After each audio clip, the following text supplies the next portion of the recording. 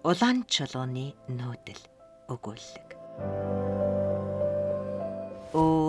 Асгарч унамар гэж уулга алдаад дөнгөцөө алдаж унгаасан дашмагтай усаа шов хадны уруу ойж бүүн үсэрсээр алга болохыг харамсан харж зогссон элбэг бүсгүй. Дөнгөцөө ам чиглэх жаахан усаа алдаж асгасандаа харамсах мэд санаа алдан нар салхинд эвэршсэн ургуулаа шимэлтэн долоосоор дээш өгсөв. Гантай зуны чингүүдийн айгим нар зулай дээрээс төөнөж зоохны хүхээх шиг улайдсан элдэн улаан хаданд хүрэхэд гар түлмээр халсан аж. 40 наснаас зөөгдөн алдаж аваа элбэг бүсгүйг элсэн шаргал манхан сүлжсээр гар эсгэм хадан хисаатай энэ хайрханд хаанхын онгод дуудаж аваачсныг хинч мэдэхгүй билээ. Ханга дэлхийн хишгийг тогтоох хэмжээгээр хормойлж авахар толгойтой бүхэн л улайранд ноцож байхад би юунд дутах вүлээ гэсэн барьцсан бодол цээжинд насаж өглөөний ургах нартай зэрэгцэн гарч алхасаар энэ л илчилгүй говийн их хайрханд зүтгэж ирсэн нь энэ байлаа.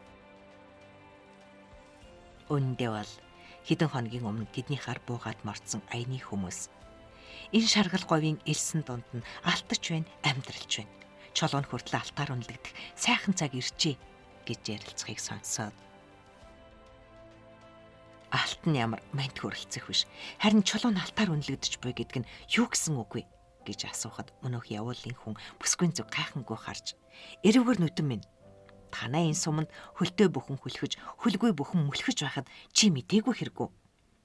Гал мэт дүрлсэн час улаан Батмайраг танай нутагт очмит гялалзаж алтнаас үнтэй эрдэнэ хайсан хүмүүс хаав исэн баруун хязгаараас энэ хүртэд ирсэн байхад чи ганцаараа гэртээ зөөлөгдөж суудаг химээснэ халааснаас ээжийн чинээ улаан галтар чулуу гарган үзүүлж энэ чулуу танаа үгээр л бий дээ. Энд тэнд харж ажиглаж аваарай. Одоогоор газрын дээрх чулуудаас сайн харвал дахианы өндгөн чинээ олдсон гэсэн сурагтай. Харин миний олсны дөнгөөр нь л энэ юм. Том жижиг нийлсэн тал хувин төснээ аваад төв орж арилжих гэж явна гэж хэлээд тоос манарган давхиж атсан билээ. Газар сайгүй хэвтэж байдаг бөөдгөр улаан чулууг Батмайраг гэж яахан таних вүлээ. Гайхсаар гэртээ оров. Гэрийн нар дагаж мөлгсөн ижийн хараа бөөдгөр цагаатай нүдээ сүлхийлгэн харж юун хүмүүс вэ? Холын хүнгийн үү? Гэж сониучрхан янзтай асуугаад хариу хэлхийг сонсон хүзүүгээ гэлжээлгэн чагнав. Хотын л хүн бололтой. Манай нутагт Батмайраг гэдэг үнэтэй улаан чулуу олдоод эхэлсэн гэн. Үнэхээр тэр чулуу нь тийм үн хөрч буй юм бол би ч гэсэн төрж үцгсэн.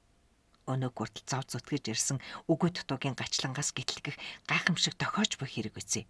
Химэн инээсэн охин өдөө юу хэлхээ бодох мэд туугүй сууснаа.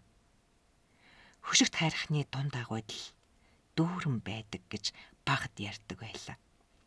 Хаан хатан хоёр эрдний чулуугаан болалдаж ам мориснаас хойш дундуураа хөшиг татсан томхтой юм гинэвлээ гэж хуучлах ижийнх нь яриа холдож ойртон сонсогдно. Өөдөөсөө харсан алсын хоёр улсын дундуур татсан үнэхэрийн хөшиг мэд хөндлөдсөн хөх хайрхан сэтгэлд нь бов. Моноохон хөшиг татсан хаан хатан хоёрыг харж хамгаалах баатар ирсэн лусын урт хорхойнууд болсон гэж хуучлах ээж их нь яриа зүуд мэд санагдана. Гэнэт охиндоо хэлж болохгүй гэлж ярих ясгүйг ярьсандаа балмагдсан ээж нь энэ ч худал домогдоо. Гэхдээ хайрхны савдаг их тогшин бас газрын усны судлыг тэр улаан чулуугаар уйж байдаг гэдэг юм билээ химэн үгээ займруулан хэлв.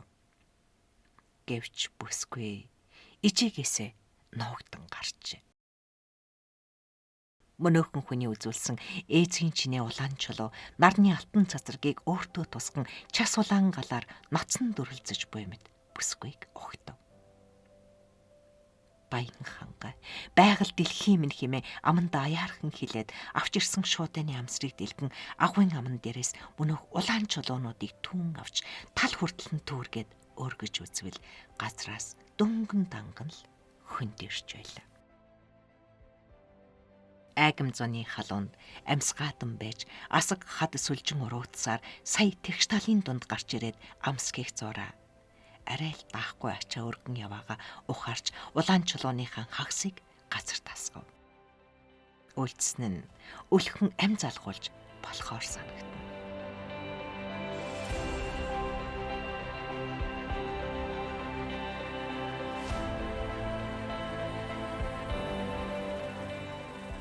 жижигүүдийн наран зулай дээрээс төөнөж нэг л мэдэхнээ нозоор нь нойрмоглсон эсвэл сэрүүн зүүдэлсэн алин болох нь бүх мэд зэрэглэлийн дундаас гарч ирсэн мэд нэгэн их цаваа дэрэгдүүр нь өнгөрөв. Нүүдлийн ихэнд хайнгийн шаранд хөлөлсөн ачаа бараатай бодон тэрэгнүүдийн дугуй чахран өнгөрч араас нь аянчиж ядарсан олон мордон хоёрд дуулаг агссан цэрэг эрс цовон яв. Тэд цугаар элчилгүй энэ ээрэм талд ангад цангахын тойлыг үзчихэ. Хин хүнгүй л ус хэмээн аманда өглөн урагшлах тэдний цаваа арай хин өнгөрсний дараа ижил зүсмийн морьтой эрхэм язгууртан бололтой эр им хоёр бүсгүй хажуугаар өнгөрөх гэснээ азнаж борноосоо бун түүний дэргэд хүрээд ирэв. Амгалан морилж авна уу?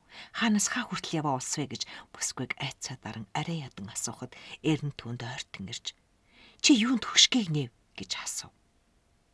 Юун хөшиг вүлээ гэж алмаарсан бүсгүйн өдөөс хар зогссон эмхтэй. Чи хөшиг харихны хөшгийг нэв.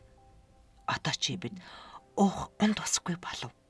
Уруутахаас ор арга алга гэж гунигтай хэлээд цааш явах гэснээ азнан эргэж хараад улаан чулуунд ярмын эрхэлж өссөн улаан цур үрсмэн ангаж өөхөх тавиланг алс хиттэй илгээв гэж хэлээд цааш алгахад нь эрн дахин үг хэлээгүй хагаад эцэг нь л хаяахан охиндоо гомдохдоо үггүй зэмэлдэг байсантай яг ижил харцаар нэвч ширтэн хэсэг зогсоод гунигтай цааш эргэн атав.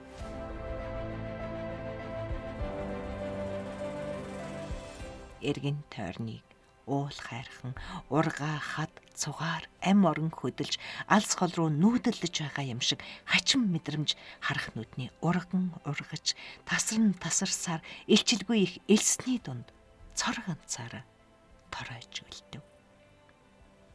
Харц тогтох зүйлгүй их говийн шалдан шаргал элсний дунд ханилах зүйлгүй ганцаар сүүдрээ харан үлдэхтэйл хаанаас гарч ирсэн нь мэдэгдэхгүй мөнөөх нүүдэл хав ойрын бүхнийг өөртөө шингэн уусган авч чадсныг л сайн ойлгов. Оргүй мэд хоосны дунд тарайн үлдсэн бүсгүйн дэргэдүр явж өнгөрсөн мөнөөх нүүдэл тэлмэн зэрэглээг нэвтлэн тэнгэрийн хаяанд уусан шингэх шиг алга болов. Нэг мэдхнээ бүсгүй газар зогссон чихтэй алмайран хүршиж орхиж. Хазар элбэн үлээх салхи нь аргадаадж байгаа юм шиг. Хаанхын чимбэ гуник сэтгэл дотор нь юулээдж байгаа юм шиг. Зөөдөн алс бодит үнний савсалгаас сая сэрсэн бүсгүй эргэн тойрноо харахад хаан хатан химээх их улс хана босоо хөшиг хайрхан баатар эрсийн дүрт асаг хатнууд байранда хөдлөг хөөнгүй хിവэрэл байлаа. Харин хаа нэгтэйгээс дүнгэнэх бүгдхэн чимээ дуулдаж аснаа удалгүй ойртон тодорч нарны гэрлийг сүүдрээр бүрхэх шиг газрын ингээр хар хорхой нүүдэл гулсан орж ирээд хамар ам хасар нүрээр нь дамжин ууттай улаан чулуудыг нь тоолон орооч ургаа хад бүхнийг бүчин бүрхэж байснаа гулсан гулсаар уруудаж одов.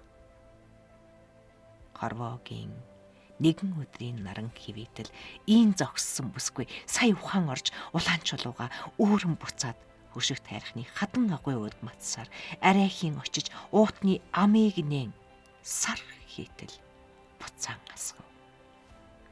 Гэтэл тэртээ холоос ориглох мэт усны дуу газрын гүнээс нүргэлэн дуулдаж гал шаргал говийн ангамл хөрсөн дээр хурын ус пот хин тусалж ган тайлах аадрын үлс нүүгэлтэн бүрхээд гасар дэлхийг дэвттэл бороо шивэрч эхлэв.